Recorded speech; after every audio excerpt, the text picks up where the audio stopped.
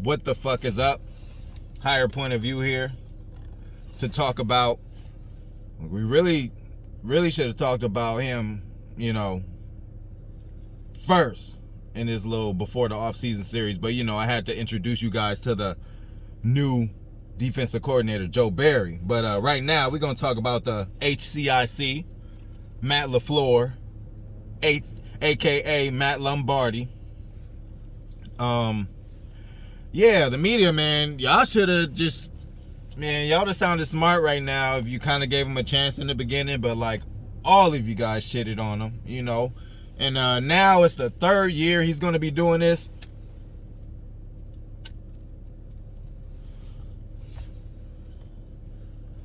This is about to be the third year he's going to be doing this. And I want to know how many more excuses you guys going to have. But I know we always going to hear, oh, well, he has Aaron Rodgers. But whatever. There's somebody calling the plays.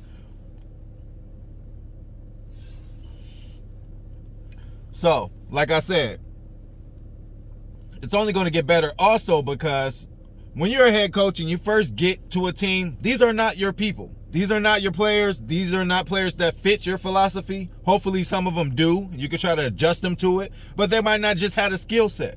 We know what Matt Lafleur likes to do. He likes to run the ball. We know that for sure. And he likes to use the jet sweep motion. We know that for sure. So what does he do with his first two picks? Now, we have a lot of defensive picks. They did. But we've been picking hella offensive linemen.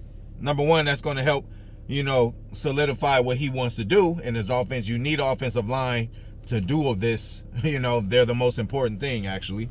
So they've been drafting a lot of offensive linemen. In the first pick they had last year, they used, obviously we know Jordan Love, whatever. We're not talking about that right now. A.J. Dillon, he was picked in the second round. That was a Lafleur heavy pick because he likes to run the ball, so he needs running backs. So next year, who do we get? We get and again, I'm going to sound like a genius, but everybody pretty much knows this is going to be his role. But we get Rodgers. He's going to be the jet sweep master. This is what his offense is predicated on. Shit looks the same, but he does different things out of it. Just like LA, you'll have Robert Woods going this way, pre-play, Robert Woods going that way, pre-play. Sometimes he'll get it, the handoff and run. Sometimes they'll fake it to him and give it to the back. Sometimes they'll fake it to him, fake it to the back, and still throw it. Like, that's an integral part in their offense. And that's what Lafleur wants to do. And our offense is scripted for the first drive, which is fine because we pretty much led the league in getting touchdowns or points in the first drive. So we're going to get back to X's and O's. He's a player's coach. When he first came in, everybody kind of shitted on him because they're like, how is this young coach who's never had a job, never had a head coaching job in the NFL, going to handle a quarterback as difficult as Aaron Rodgers? How's he going to do it?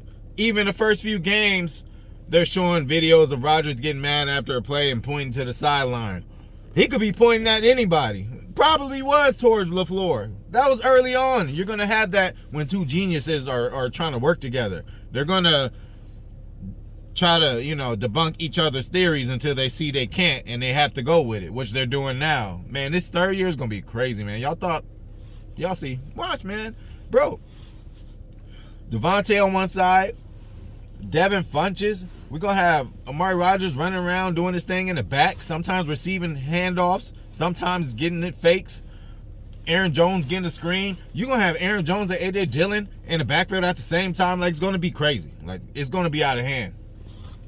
Again, it's hard to just be number one, but I swear we're going to be top 5 for sure. For sure. We might be 1 again, but, we'll be a top 5 offense for sure. And it's going to have a lot to do with Lafleur. He's a very good play caller.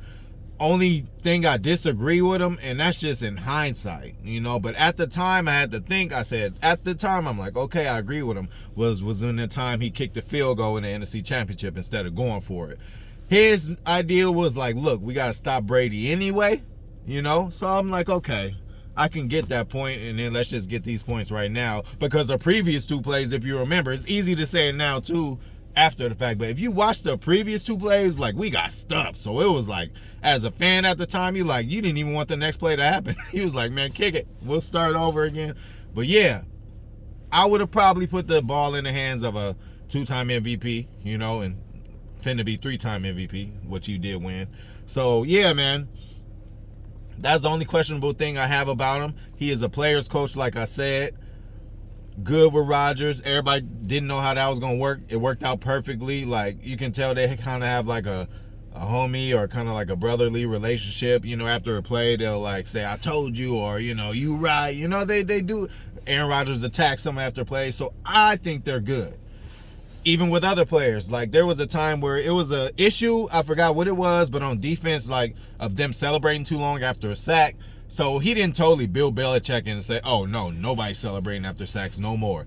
He just said, okay, maybe not on third down, or, when it's time to get off the field, we got to hurry up and get off the field, but I don't mind you guys celebrating the sack. He could have totally shut it down, but he heard what everybody had to say. I think Zadarius talked to him about it, and, they all agreed. That's a player's coach. Now, at the end of the day, it might be his decision at the end of the day, but he's willing to hear you out. So that's good, too. His selection of an offensive coordinator, Nathaniel Hackett, worked out. He's really the glue in all this. For you guys who don't know him, man, like, he's very important in this offense too. And that was a Lafleur call. The Joe Barry call obviously is a Lafleur call, and we don't know what he's going to do yet, but I'm gonna be optimistic. I think it's going to work out. I think it's going to work out, man. There's something too also about being under a new coach. Like, even as a player, like, when a new coach comes in, he ain't seen shit you did, so it's time to show him what you really about. And that's in all of their mind. They're not gonna slack because it's a new guy there. They want to show him, like, I'm all of this and that. And it's also a chance for other players who probably wasn't good with the other coach. Probably they didn't like him too much, or he didn't like them for whatever reason. Now it's time that they could work their way in. You got a clean slate, so that's also good on the defensive side of the ball. But back to Matt LaFleur, yeah, man, you guys gonna be running out of excuses, because he's gonna have another successful year. How many successful years is he gonna have to have in a row for you guys to give him a little bit of credit, give him an award? But I think that's gonna be coming this year. I think especially after this offseason, once we start 6-0, 7-0, whatever it is, I'm being hopeful. I ain't even looked at the schedule or nothing like that. But I know we're gonna start off hot. We got to. We always. The guy he's yet to lose 2 games in a row. Can you guys believe that? He's yet to lose 2 games in a row. That's crazy. So, I don't see that happening this year either. So, let's do it. On the way out of here.